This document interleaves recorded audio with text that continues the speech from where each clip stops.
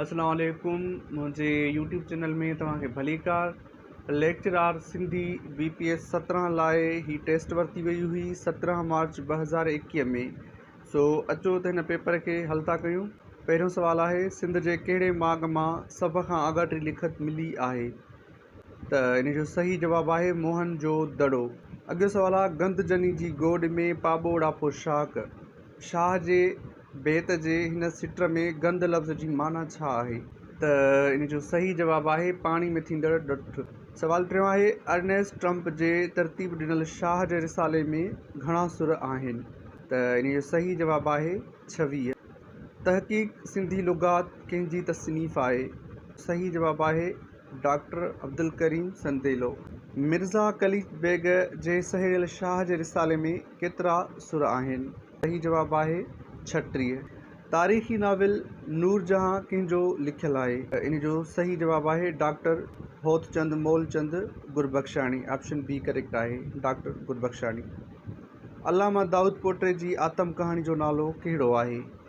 त इन जो सही जवाबु आहे मुंहिंजी मुख़्तसिर आतम कहाणी। ऑप्शन सी करेक्ट आहे। मशहूर नज़म ख़ानम गो गोश कंहिंजी लिखियलु आहे? सही जवाबु आहे हसन दर्स। ऑप्शन बी करेक्ट आहे। सानेट सिंध में मक़बूल शाइरी आहे। सानेट कहिड़ी ॿोलीअ जो लफ़्ज़ आहे? सही जवाबु आहे इटालियन, अतालवी ॿोलीअ जो लफ़्ज़ आहे सानेट। हेठियनि मां कहिड़े लेखक जो सफ़रनामो लिखियलु नाहे? त इन जो सही जवाबु आहे ताज बलोच। 11हों सुवालु आहे, ससुईअ जी माना छा आहे? इन जो सही जवाबु आहे चंड।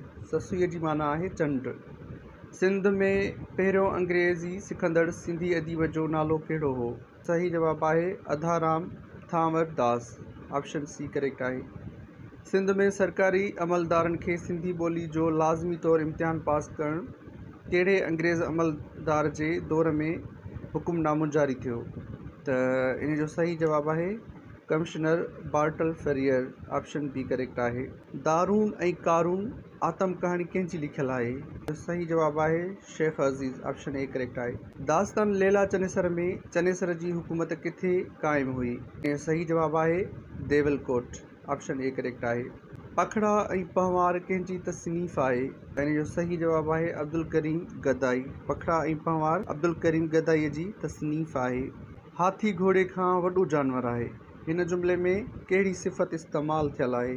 सही जवाबु आहे सिफ़त तफ़सील। सिफ़त जा दर्जा 3 हूंदा आहिनि। मिसाल तौरु जीअं हाथी वॾो जानवर आहे, हाणे हिन में वॾो जेको आहे इहा सिफ़त ख़ालिस आहे।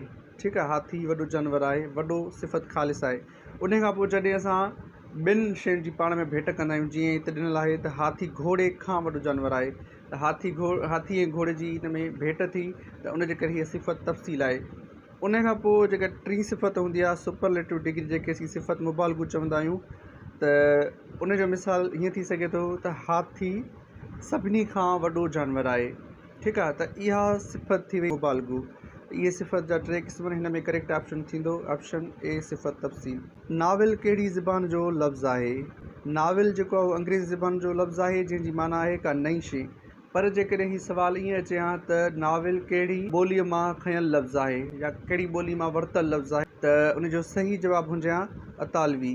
अतालवी ॿोली में नाविल खे नावेल सॾियो वेंदो हो। जॾहिं हीउ अंग्रेज़ी में आयो त हिन खे बाद में नाविल जो नालो ॾिनो वियो। नाविल कहिड़ी ज़बान जो लफ़्ज़ आहे? त अंग्रेज़ी जो आहे। पर जेकॾहिं चए त नाविल कहिड़ी ज़बान मां वरितल लफ़्ज़ आहे, त पोइ उनजो जवाबु अतालवी थींदो। ॿारनि जी शाइरी जो किताबु किरणा किरणा कंहिंजो लिखियलु आहे? त इन जो सही जवाबु आहे मक़सूद गुल। लफ़्ज़ सिंधू जी माना छा आहे? सही जवाबु आहे तमामु वॾो दरिया।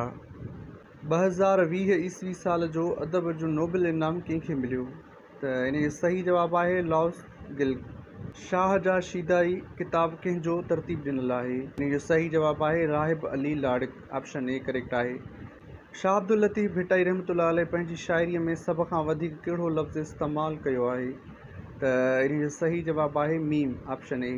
ऐं हीउ रिपीटेड सुवालु आहे। हाणे 2024 में बि हिकु टेस्ट थी हुई सिंधी जी, जंहिंमें हीउ सुवालु आयो हुयो, जेॾो तुंहिंजो नाम बाजबे ओडियाई मङा कहिड़े सुर जो बेत आहे? सही जवाबु आहे सुर ॾहर। लोक लफ़्ज़ जो लिखत में इस्तेमालु सभ खां पहिरीं कहिड़ी ॿोली में मिले थो? त इन जो सही जवाबु आहे सराइकी। Option C. कहिड़े आलिम जे तरतीब ॾिनल शाह जे रिसाले में सुर केॾारो शामिल न आहे। सही जवाबु आहे अलामा आई काज़ी। अलामा आई काज़ी जो जेको तरतीब ॾिनल शाह जो रिसालो आहे उन में सुर केॾारो शामिल न आहे।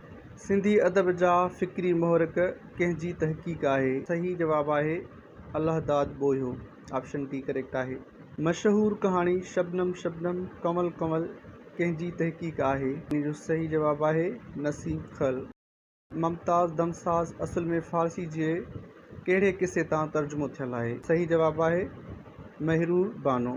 सिंधी में पहिरियों गज़ल गो शाइर केरु हो? जंहिं गज़ल जो बुनियादु विधो या बानी हो गज़ल जो उहो शाइर केरु हो? त इन जो सही जवाबु आहे नूर मोहम्मद हुस्ता। ऐं हाणे जेको गज़ल जो शाइर चयो वञे थो उहो मीर अब्दुल हुसैन सांघीअ खे चयो वञे थो। शाह अब्दुल लतीफ़ भिटाईअ जे कहिड़े सुर में किंजर जो ज़िक्र आहे? त इन जो सही जवाबु आहे सुर कामोड।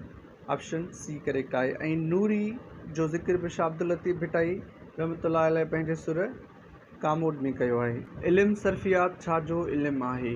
त इन जो सही जवाबु आहे लफ़्ज़नि जो। इल्मु सर्फ़ियात लफ़्ज़नि जे इल्म खे चयो वेंदो आहे। मौजूदा सिंधी रस्मुल ख़त कहिड़े साल में राइज थी? त इन जो सही जवाबु आहे 1853 ईस्वीअ में। शाह अब्दुल लतीफ़ भिटाई रहमतुल्लाह अलैह जो रिसालो अरबी में कंहिं तर्जुमो कयो? त इन जो सही जवाबु आहे फ़ज़ुल रहीम सुमरो। गंदरी मां किरियल वजूद कहाणियुनि जो मजमू कंहिंजो लिखियलु आहे? त इन जो सही जवाबु आहे राज़ शर।